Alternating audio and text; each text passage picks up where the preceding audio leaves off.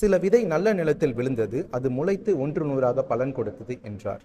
So நல்ல நிலம் பார்த்தீங்கன்னா நல்ல பலன் கொடுக்கக்கூடியதாக இருக்குது.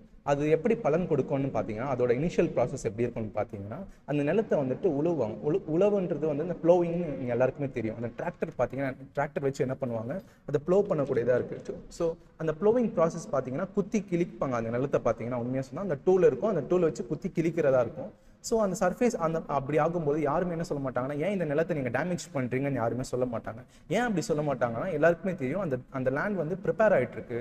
எதுக்காகனா ஒரு நல்ல ஒரு ஃபார்மிங் பண்ணுறதுக்காக நல்ல ப்ரிப்பேர் ஆகிட்டு இருக்கு. ஸோ நம்ம வாழ்க்கையில் கூட நம்ம வந்துட்டு ஒரு கஷ்டத்தை கோத்ரூ பண்ணுறோம், ஒரு ப்ராப்ளமோ ஒரு டஃப் ஃபேஸை நீங்கள் கோத்ரூ பண்ணுறீங்க அப்படின்னா நீங்களும் கூட வந்துட்டு ஆண்டவரால் ப்ரிப்பேர் பண்ணப்படுறீங்க. ஸோ டோன்ட் திங்க் இன்னும் இப்படி இவ்வளோ கஷ்டம் வருது, இவ்வளோ டேமேஜஸ் வருது நீங்கள் நினைக்காதீங்க. You are definitely being prepared by God. அதை நீங்கள் நிச்சயமாக நம்புங்க.